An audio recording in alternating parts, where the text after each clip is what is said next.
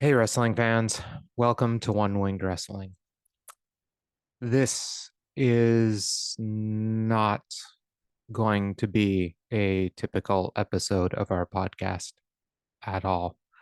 In fact, this is the most challenging episode I will likely ever have to record. And it'll probably be parsed together from many, many bits as I probably will struggle to get through it. I'll start by saying the podcast is unfortunately going to go on a bit of a hiatus. I'm not sure how long. I will most certainly let you know more details at some point as they come up, but that is the least important thing that I have to talk about today. The hiatus is because my podcast partner, best friend, and nephew, Krishna Dhanai, passed away on Saturday in his sleep at the far too young age of 41. It is an extraordinarily difficult time for family. I mean, as most of you know, I met Krishna in 93. He's my nephew, as most of you know. Shortly after I started dating his aunt, who has been my wife for quite a few decades now. I helped raise Krishna along with his brother and his sister. He was never, ever like a nephew to me. He was always like my kid brother. He never called me uncle. He just called me Bill. And I wouldn't have had it any other way. There were things that we had in common. There were things that we did together all the time. Hockey, video games, like superhero movies, fantasy movies. He was one of the guys that went with us to the marathon of Lord of the Rings that came out when the Return of the King came out. We went and saw all three movies back to back. That kind of stuff. But we also shared wrestling, and he was one of the only people in the family that I really shared it with, especially someone close enough to me in age anyway. I mean, other than a couple hiatuses, we have watched wrestling together consistently since 1996, from WCW to the WWE PG era, and then I finally discovered ROH in New Japan and was like, oh my God, this is great wrestling out there. And I kept telling Krishna about it over and over. I'm like, you've got to see these guys. You've got to see these guys. It is so much better. But he would try ROH, but the production on TV was terrible. And Krishna, there's one thing about Krishna and watching TV and stuff, it was production mattered, sound mattered, visuals mattered in a way that I had trouble understanding because they don't matter as much to me. I could watch ROH TV. I can watch Stardom do their shows from a gymnasium. It doesn't matter to me, right? CGI, I grew up in an era where CGI was pretty bad. Um, but he liked his production, so it took him a long time to figure it out. But finally, when he finally sat down and watched Kenny Omega and the Bucks a few years ago, it was love at first sight. I mean, you can tell, right? A lot of the trappings on our podcast are based around I love the elite, but not like he does. So there was a real element of Krishna's fandom that went into the making of this podcast. And it was centered around how much and the more he found out about Kenny Omega, his love of Final Fantasy, because Krishna is a penultimate gamer. He played like especially Final Fantasy VII. He loved Final Fantasy VII. So for the Sephiroth trappings around Kenny Omega, that was amazing. And all the other video game references and that kind of stuff. For him, Kenny Omega was like the perfect blend of wrestler. He always joked that he wanted to be Kenny's best friend because they probably would have gotten along really, really well. So yeah, he fell in love with Kenny. He loved the Bucks, and that became his wrestling, right? When AEW started up, he was hyped and I was hyped, and we got into it. And eventually we decided to do this podcast together.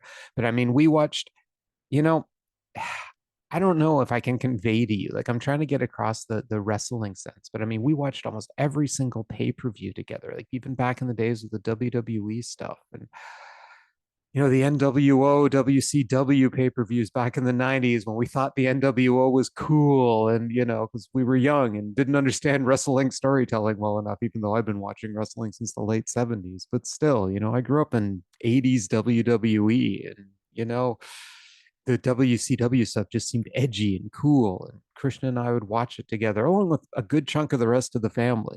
Like my father-in-law, his grandfather, always like he kind of took it realistically, right? And he couldn't understand why Krishna and I would be cheering for the bad guys. Right? Why are you cheering for the NWO? These guys are terrible, right? It was always so funny. We would just get under his skin.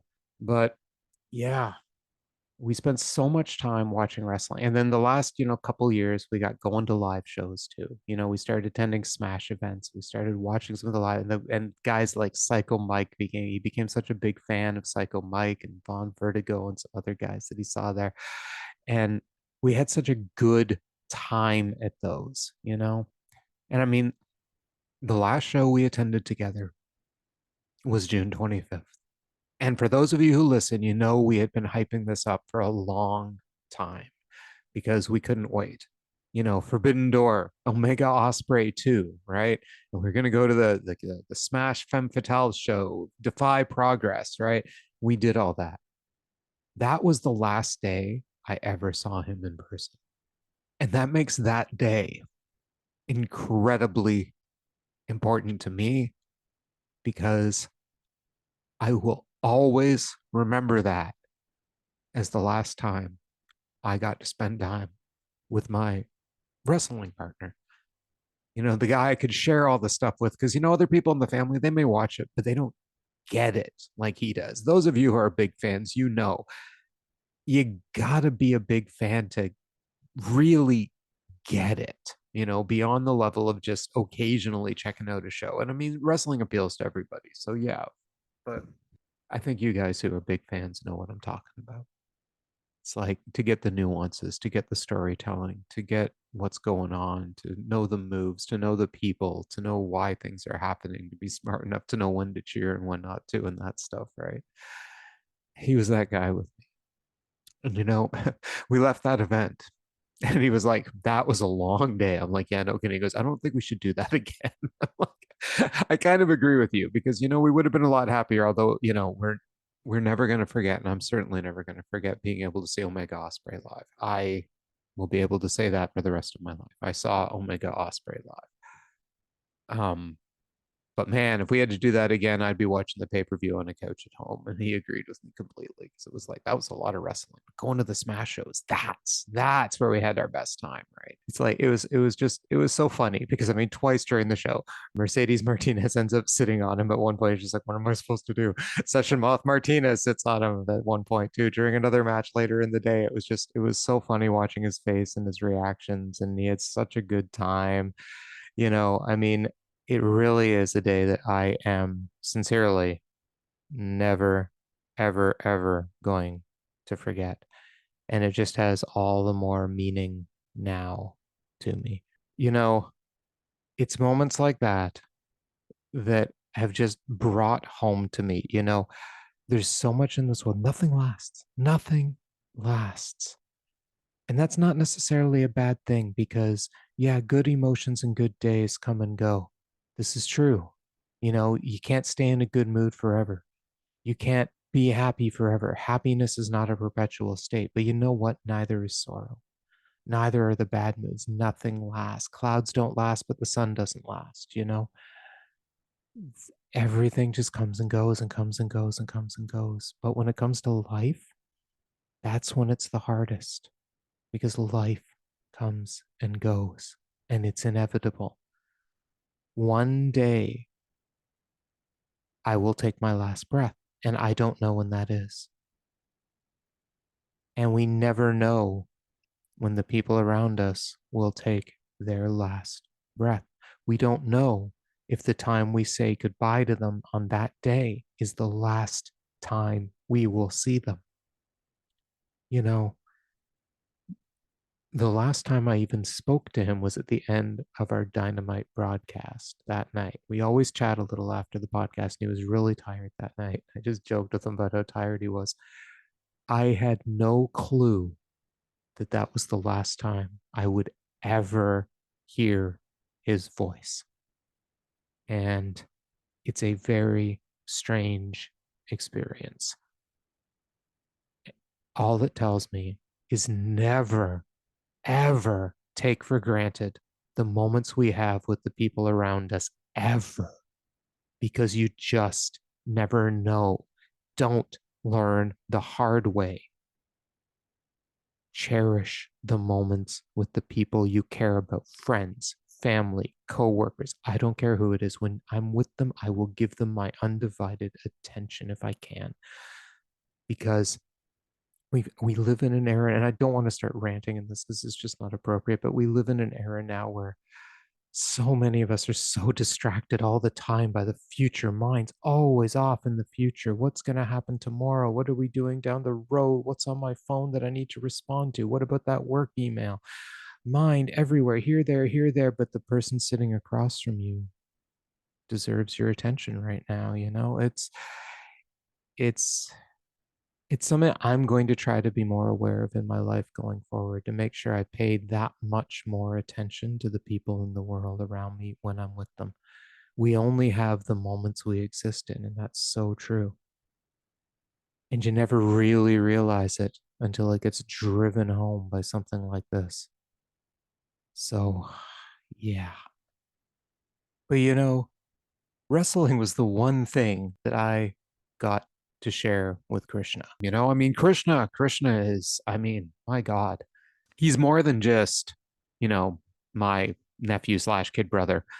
He's an uncle, he's a nephew, he's a cousin, he's a brother, he's a son, he's a grandson, he was a co-worker, and he was a friend.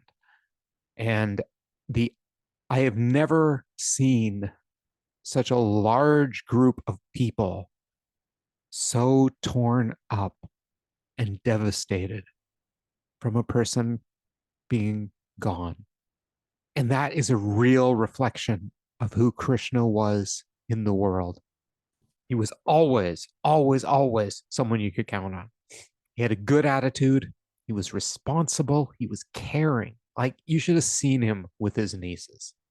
Always there for him. Sometimes he'd be late. Sometimes we had to record a day late. Sometimes that was because he prioritized making sure that he had something to do with them or something along those lines. He wanted to be there for them. And I always understood, because those girls mattered to him, and boys, since Noah's in the picture now too, but they mattered to him almost more than anything else in the world. They were they he was almost like a second father to them. He was the kind of guy that always strove to better himself, always, and made the people around him that much better because of it. Great believer in personal responsibility and accountability, and he started with himself, always. And you could see it. He just made people around him better.